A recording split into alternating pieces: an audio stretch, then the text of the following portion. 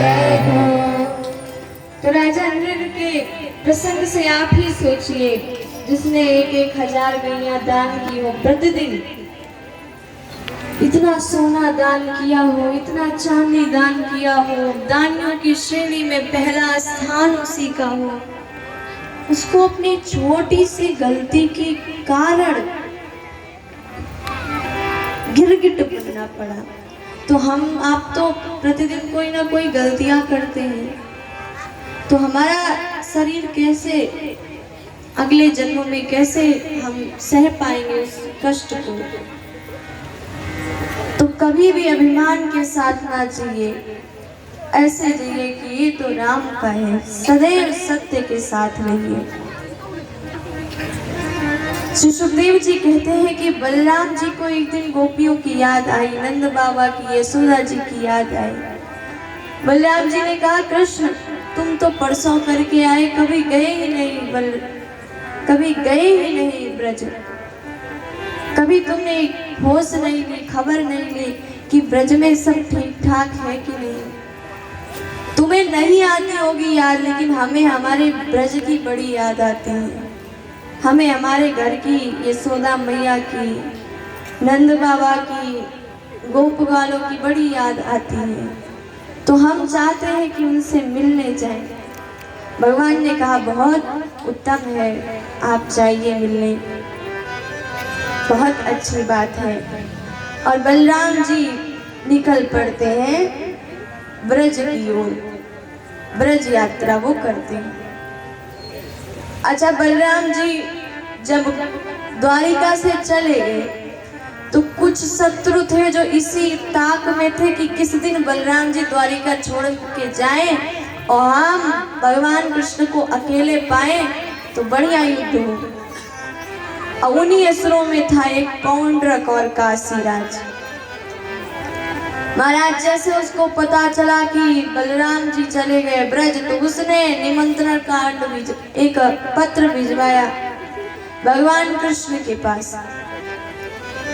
दूत ने पत्र दिया, भगवान ने कहा तुम ही सुनाओ क्या पत्र में है। दूत पढ़ने लगा पत्र।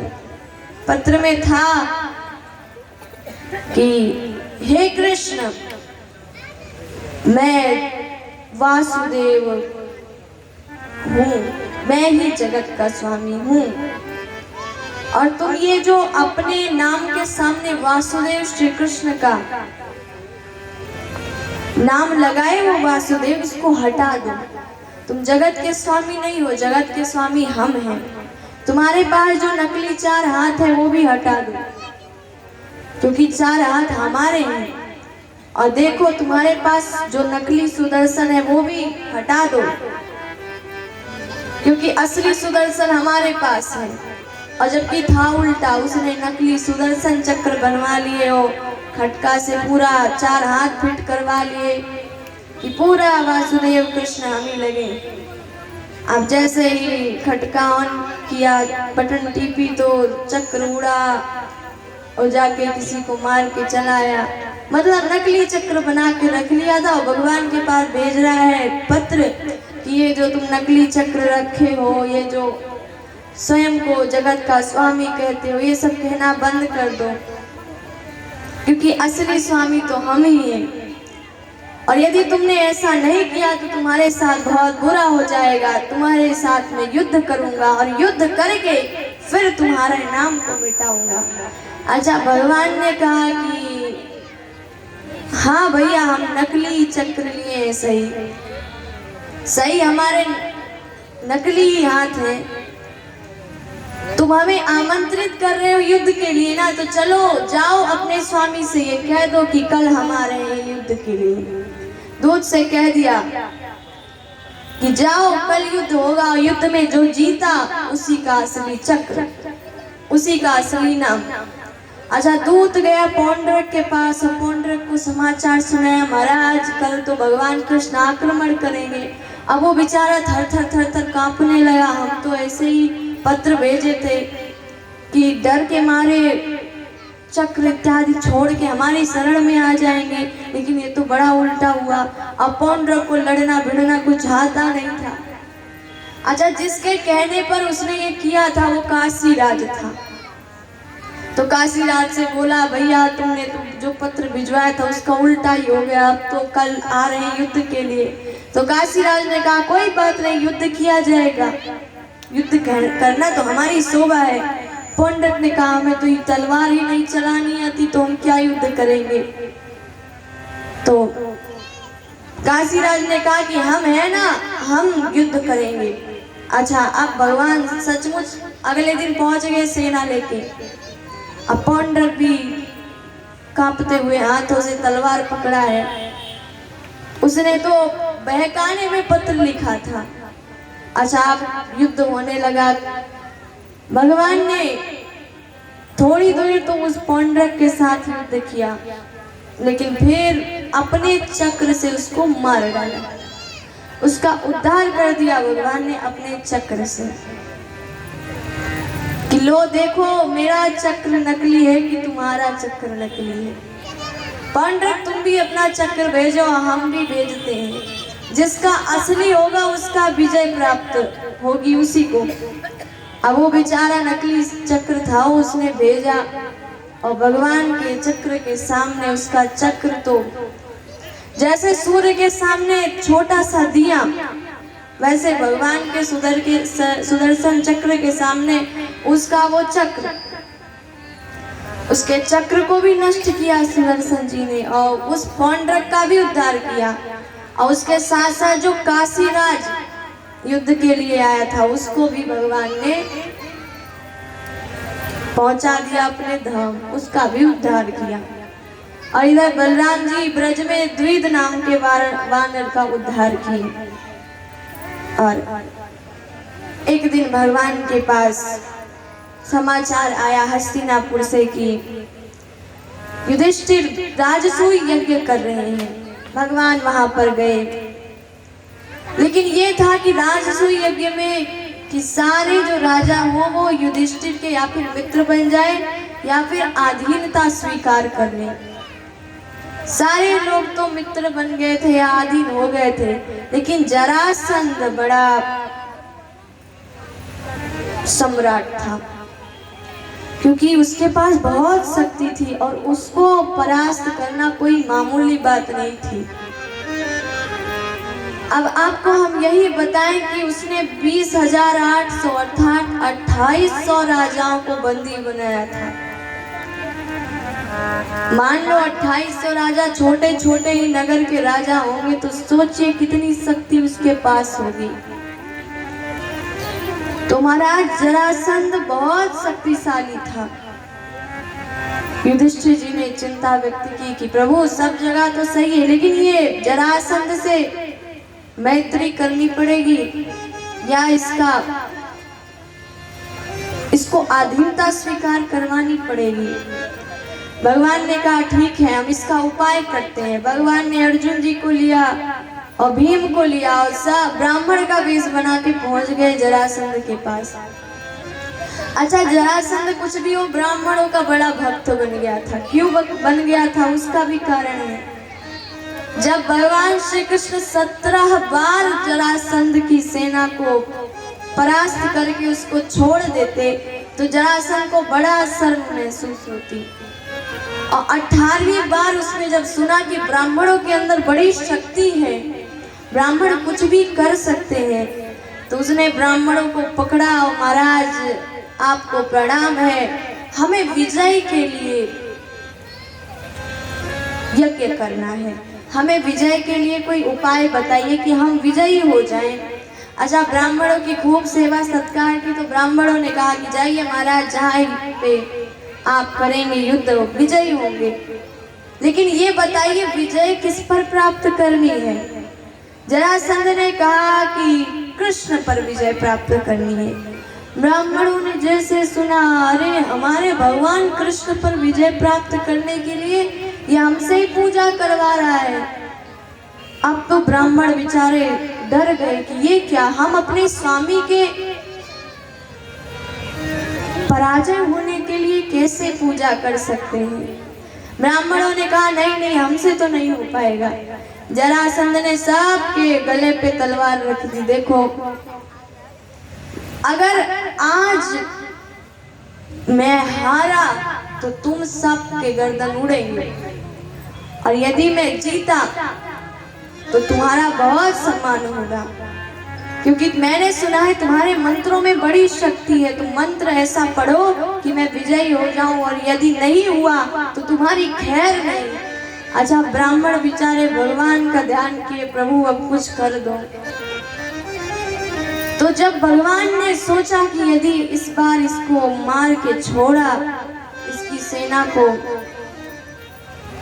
परास्त करके इसे छोड़ा, तो ये पक्का ब्राह्मणों का वध करवा देगा। तब भगवान 18वीं बार भाग निकले, और जब भगवान भाग निकले ना, तो जरासंध को बड़ी प्रसन्नता हुई। वाह वाह, ब्राह्मणों के अंदर तो बहुत शक्ति है। और तब से वो ब्राह्मणों का भक्त बन गया महाराज। तो ब्राह्मणों को नित्य प्रतिदिन दान करना उसका कार्य था। अब भगवान श्री कृष्ण, अर्जुन जी, भीम सब ब्राह्मण का वेश बना के आए, और सवेरे सवेरे जरासंध जो जो मांगता उसको दे रहा था, दान कर रहा था। भगवान भी पहुंच गए, भिक्षाम देही। जरासंध ने पहले देखा कि लग रहा है कि हमने कहीं देखा है इन तीनों को, लेकिन भगवान भी ब्राह्मण के वेश में। जरासंध ने कहा कि बताइए मैं आपको क्या दान दे सकता हूँ।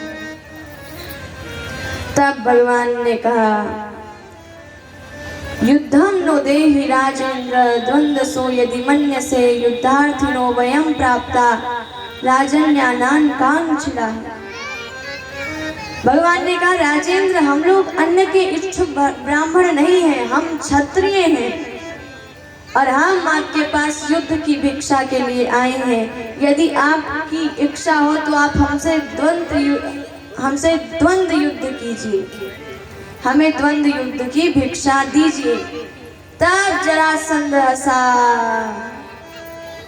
अरे वाह, हमें तो पहले ही लगा कि तुम ब्राह्मण नहीं हो। क्यों?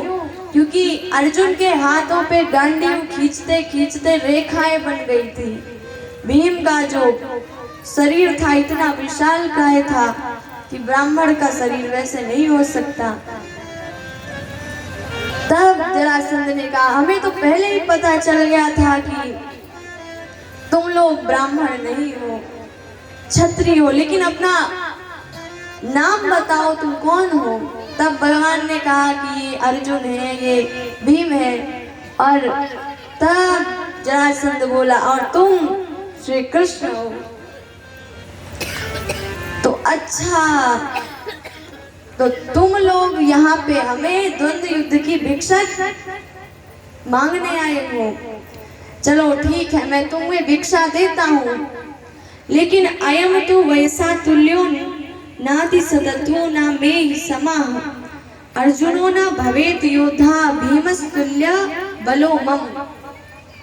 जरासंध बोला, ये अर्जुन कोई योद्धा है, कितना पतला दुबला, बस बाण खींचना इसको आता है, इसके साथ युद्ध नहीं, इसकी अवस्था भी छोटी है मुझसे, और दूसरा कोई विशेष बलवान नहीं है, इसलिए मैं इससे युद्ध नहीं करूंगा, ये मेरे जोड़ का वीर नहीं है।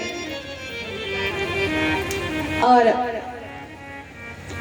कृष्ण, मैं तुमसे तो युद्ध करूंगा ही नहीं। क्यों?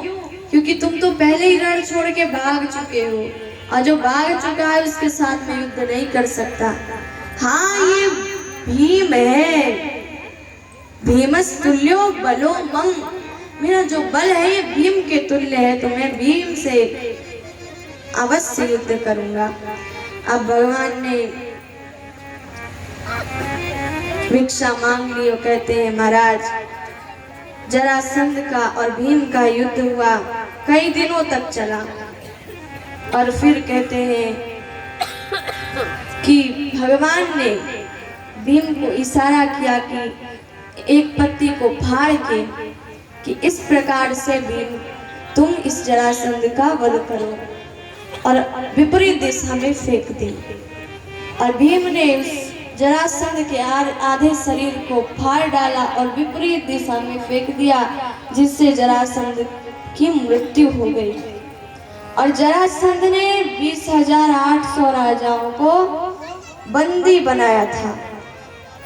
अपने कब्जे में रखा था और भगवान ने उन सभी को छुड़ाया और सभी भगवान की स्तुति करने लगे।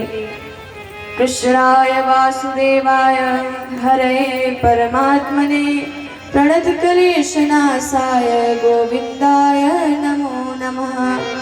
प्रणाम करने वाले, क्लेश का नाश करने वाले श्री कृष्ण वासुदेव हरि परमात्मा एवं गोविंद के प्रति हमारा बारंबार नमस्कार है। ये दशम स्कंद के 73 अध्याय का ये श्लोक है और इसमें सारे राजा भगवान श्री कृष्ण की स्तुति करते हैं कि प्रभु आप ही अब हमारे सहारा हैं। भगवान भी उनकी सुनते हैं और उन सभी को भगवान श्री कृष्ण सुंदर से वेश धारण करवाते हैं, उन सभी को स्नान कराते हैं, क्योंकि जेल में रहने के कारण उनकी दाढ़ी बाल सब बड़े बड़े हो गए थे। सब बढ़िया से बनवाते हैं, नाखून कटवाते हैं, अच्छे वस्त्र पहना के अलग अलग रथों से उनके राज्य को भेजते हैं भगवान। तो ये सारे राजाओं पे भगवान ने कृपा की जो भगवान की शरण में आए थे। और आइए हम भी भगवान की शरण में जाएं, क्योंकि